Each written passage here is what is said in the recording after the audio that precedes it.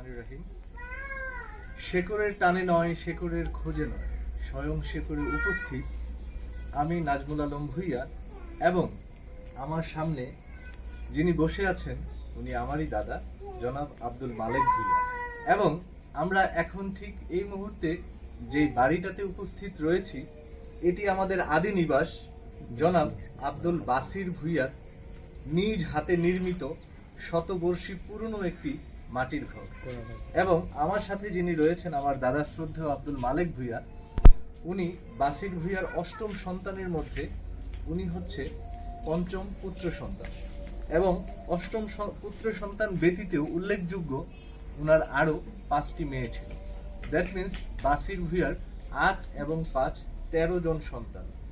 13 জন সন্তানের মধ্যে এই মুহূর্তে এই ধরনীর বুকে জীবিত রয়েছে শুধু 2 জন, একজন উনি এবং আরেকজন উনার ছোট্ট বোন, সবার ছোট বোন, যার বাড়ি নরসিংদী জেলার শিবপুর থানার মুরগিবের নামক একটি গ্রামে, এবং আমাদের গ্রামের নাম হচ্ছে চৈতন্য। কবিগুরু রবীন্দ্রনাথ ঠাকুর বলে গিয়েছিলেন, কে লইবে মোর কার্য কহে সন্ধ্যা রবি, শুনিয়া জগৎ রহে নিরুত্তর ছবি, মাটির প্রদীপ ছিল কহিল হে স্বামী, আমার যেটুকু সাধ্য করিব তা আমি। আসলে এই কথাটি বলার উদ্দেশ্য এই, আমরা যাদেরকে দেখে, যাদের হাতে লালিত পালিত হয়ে এতটুকু বড় হয়েছি, কর্মজীবনে প্রবেশ করেছি, তারাই আমাদের আইডল। আপনারা শুনে হয়তো চোখ কপালে উঠে যেতে পারে যে এই বৃদ্ধ প্রবীণ আমার দাদা কেমন করে আমার আইডল হয়।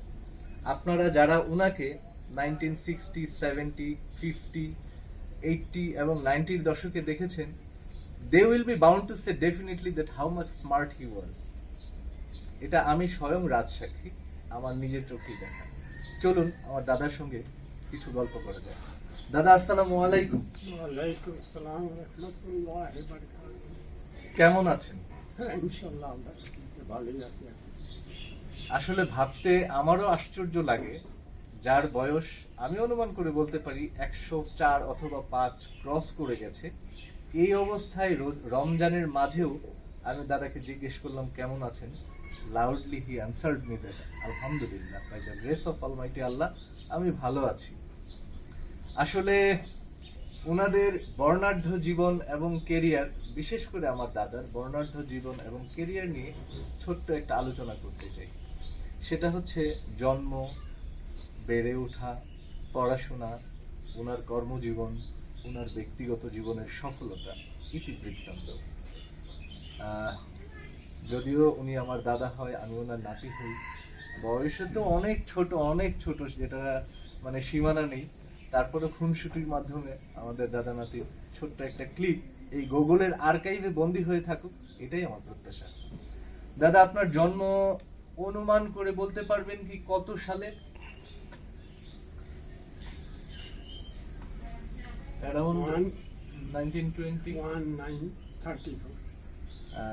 এটা তো সার্টিফিকেট দাদা, সার্টিফিকেট। আসলে সেই আমলে জন্মগ্রহণ করলে কেউ কখনো ডায়েরিতে বা কোনো তাল পাতার কাগজে বা কোনো মোটা কাগজে লিখে রাখতো না যে আমার ছেলেটা কত সালে জন্মগ্রহণ করেছে, কত তারিখে। তো এই সূত্রটা, এই হিসাবটা সত্যি নয়, সেটা দাদাও জানে। আমি ধরে নিচ্ছি ওনার যে বড় ভাইয়েরা পরলোক গমন করেছেন ওনাদের কাছ থেকে শোনা, এবং সেই হিসেব মতে 1918 অথবা 1920 অ্যারাউন্ড লাইক দিস। সেই হিসাব করলে 2024 নাগাদ আমার দাদার বয়স অলরেডি 104 ক্রস করে 105-এ পদার্পণ করা যায়। আলহামদুলিল্লাহ, অনেক শুকরানা এবং অনেক শুকরিয়া যে আল্লাহ আমার দাদাকে দীর্ঘজীবী করেছেন, যিনি আমাদের সামনে উপস্থিত রয়েছেন।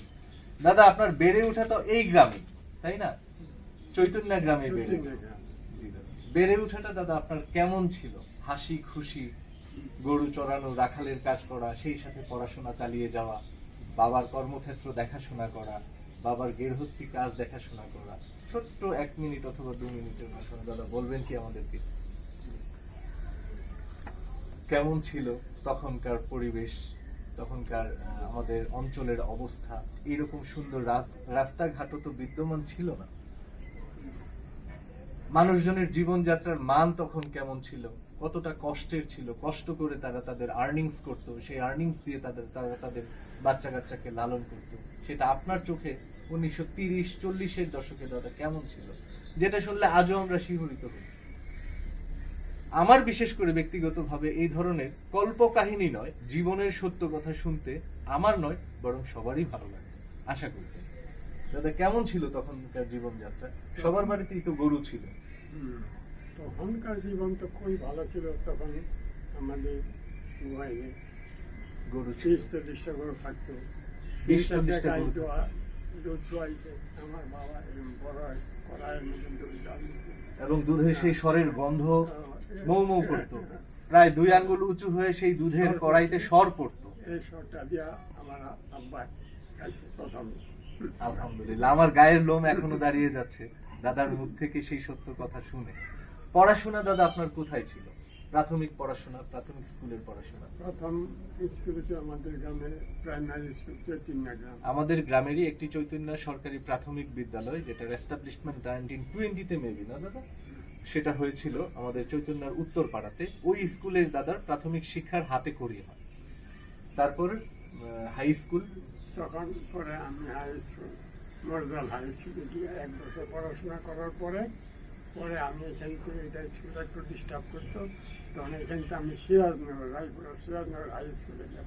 রায়পুরা সিরাজনগর হাই স্কুল, যেটার দূরত্ব আমাদের এই বাড়ি থেকে নিয়ার অ্যাবাউট 6 থেকে 6.5 কিলোমিটার দূরে। সেই জায়গায় দাদা অ্যাডমিশন নিয়ে সেখান থেকে দাদা ম্যাট্রিকুলেশন শেষ করেন। ওইখান থেকে আমি এট দ্যাট টাইম ক্যালকাটা লেভেলে ছিল তো ম্যাট্রিকুলেশন, এসএসসি ছিল না, ম্যাট্রিকুলেশন। তখন আমি ম্যাট্রিকুলেশন ঢাকা স্কুলের থেকে matric Annada high school. Annada high school থেকে ম্যাট্রিকুলেশন সফলতার সাথে সম্পন্ন করেন। তারপর দাদা আপনার কর্মজীবন,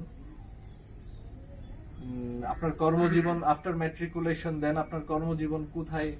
আপনার জব এস্টাবলিশমেন্ট? কর্মজীবন তখন আমি একটা ঢাকা কলেজে ভর্তি হয়েছি। ভর্তি হওয়ার পরে এয়ারফোর্সের লোক নেয়, পরে আমরা 2-3 জন চলে গেলাম আজিমপুরা এয়ারফোর্সের রিক্রুটিং সেন্টার। ওইখানে যাওয়ার পরে আজিমপুর এয়ারফোর্স রিক্রুটিং সেন্টার, ওই এয়ারফোর্সটা ছিল বাংলাদেশ এয়ারফোর্স নয়, সেটা ছিল Pakistan air force, PAF। That means Pakistan এয়ারফোর্সের রিক্রুট সেন্টার ছিল আজিমপুর স্কুল। দাদা যদি ভুল না বলে থাকি। তারপর সেখানে দাদা পরীক্ষা দিলেন। ওইখানে আমি আজিমপুর পরীক্ষা দেওয়ার পরে আমরা 3 দিন ছেড়ে ঢাকা কলেজে পরে সিলেক্ট হয়ে গেলাম এয়ারফোর্সে। সিলেক্ট হওয়ার পরে ওরা বলতেছে আমরা 3 দিন পরে পাকিস্তান যেতে হবে। আগে কিছু বাকি আছে, ওইটা আমরা 3 জনে। মানে রিক্রুটিং এর যে সমস্ত কাজ ছোটখাটো হিসেবে বাকি ছিল, সেই কাজগুলো সম্পন্ন করার পরে রিক্রুটিং সেন্টারের লোকরা দাদাকে আলটিমেটাম দিল যে আগামী 3 দিনের মধ্যে আপনাদেরকে বাংলাদেশ থেকে ট্রেনিং গ্রহণের জন্য পাকিস্তান পাঠিয়ে দেওয়া হবে। তো এই কথা শোনার পর দাদা আপনার কেমন লাগলো যে বাড়ি ঘর দেশ ছেড়ে পাকিস্তান চলে যেতে হবে? জীবনের প্রথম চাকরি, সেই চাকরি পাওয়া এবং বাংলাদেশ থেকে পাকিস্তান চলে যাওয়া, দাদার মনে তখন আনন্দই ছিল। আলহামদুলিল্লাহ, সেই আনন্দ নিয়ে তারপর দাদা পাকিস্তান যাওয়া। পাকিস্তান কোথায় গেলেন দাদা? পাকিস্তান ইন্ডিয়া ফ্রন্টিয়ারের কোহাট, আমাদের পাকিস্তান এয়ারফোর্সের ট্রেনিং সেন্টার। স্যার ওই সালটা কখন ছিল দাদা? এটা 1952।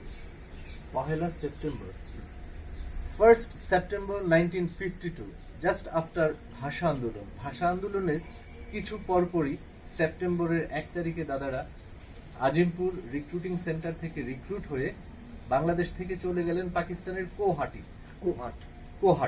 কোহাট ট্রেনিং সেন্টারে। সেখানে দাদা কতদিনের ট্রেনিং দিল আপনাদেরকে? 9 মাস। At a random 9 months, he takes training from Kohat, Pakistan. আসলে বাংলাদেশ বিমান বাহিনীর ইনিশিয়াল ট্রেনিং ছিল 9 মাস। ধারাবাহিক পর্যায়ে হয়তো আমরাই শেষ। আমিও বাংলাদেশ বিমান বাহিনীর একজন গর্বিত সদস্য বলে নেই। আমি inspired by my dear grandfather. আমি ইন্সপায়ার্ড হয়ে এয়ারফোর্সে গেছি, আমরাও সেই ট্রেনিং গ্রহণ করেছি। Almighty, by the grace of almighty Allah. তারপর 9 মাস ট্রেনিং শেষ করার পরে ছুটি দিল দাদা। ট্রেনিং শেষ করার পরে আমার পুষ্টি হল কুয়েটা। পাকিস্তানেরই একটা প্রদেশ কুয়েটা, বেলুচিস্তান। ইয়েস। কুয়েটা। বেলুচিস্তানের পাশে কুয়েটা। হ্যাঁ, কুয়েটাতে আমরা করছি। ওইখানে পরে চাকরি করার পরে তো বছর ছুটিতে আসি।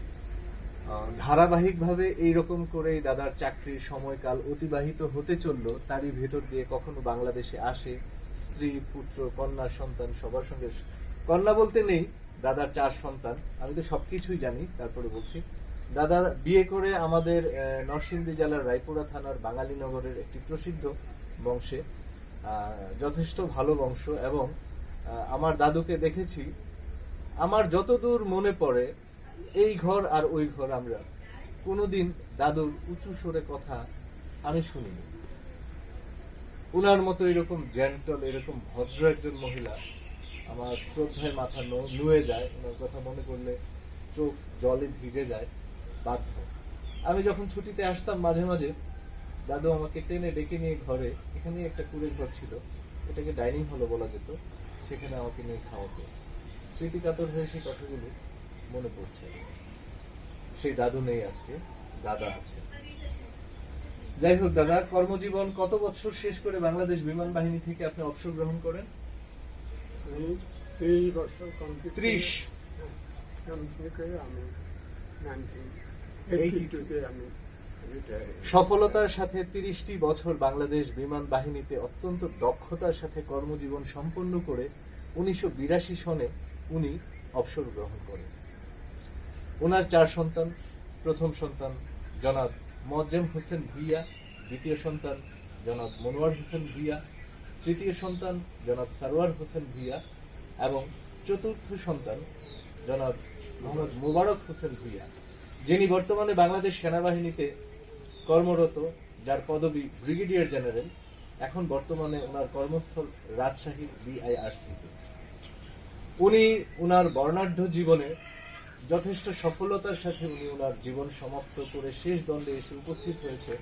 আমি জানি না আল্লাহ তাআলা ওনার সুস্থতার সাথে হায়াত আর কতদিন রেখেছে, কিন্তু নাতি হিসেবে আমি চাই আমার দাদা যেন দীর্ঘজীবী, আরো দীর্ঘজীবী হয়ে আমাদের মাঝে বেঁচে থাকুক, অনুপ্রেরণার উৎস হয়ে। আমি দাদার সর্বাঙ্গীন সফলতা কামনা করে এই ভিডিওটি গুগলের আর্কাইভে সংরক্ষণ করার জন্য আজকে এই জায়গাটাতে উপনীত হয়েছে। ধন্যবাদ দাদা, আপনার সঙ্গে ছোটখাটো আলোচনা শেষ করতে এই আসরের নামাজের পরে ছোট্ট এই আলোচনা করার সুযোগ আপনি আমাকে দিয়েছেন। এবং আল্লাহ তাআলা আপনার মুখ থেকে এত বছর বয়সেও যে এত স্মার্ট এবং মনে রাখার মতো একটা প্রবণতা নিয়ে, আপনি কত সালে রিক্রুটমেন্ট হয়েছিল, কত সালে বাংলাদেশ বিমান বাহিনীতে নিয়োগ হয়েছিল, সেই তারিখগুলিও যেন আপনার মনে স্পষ্টই মনে আসছে, মনে রয়ে গেছে। এটা দেখেই দাদা আমি বলতে চাই আলহামদুলিল্লাহ। আপনারা কি খাওয়া দাওয়া করে এতটুকু পর্যন্ত এসেছেন, এটা মনে করলে আরো আমি শিহরিত হই যে মানুষ এই জামানায় ফরমালিন যুক্ত খাবার খেয়ে এতদিন বাঁচার কথা না। যাই হোক, আমি অনেক দেশে ঘুরেছি, বাংলাদেশের 64 ডিস্ট্রিক্টের মানুষের সাথে মিশেছি, কিন্তু একটা জিনিসই দিন শেষে মনে হয়, বেটা মানুষ যদি দেখতে চাও বাসির ভুইয়ার বাড়িতে যাও। আমি হলফ করে বলতে পারি, যশোর ইউনিয়নের মোস্ট প্রবীণ সদস্যই আমার দাদা নয়, আমাদের এই থানার মোস্ট প্রবীণ সদস্য হিসেবে শতবর্ষী আয়ু সমৃদ্ধ আমার এই দাদা। আমার এই দাদার জন্য আমি সহ আপনাদের সকলের কাছে দীর্ঘায়ু কামনা করি। আল্লাহ হাফেজ। আসসালামু আলাইকুম ওয়া রাহমাতুল্লাহি ওয়া বারাকাতুহু।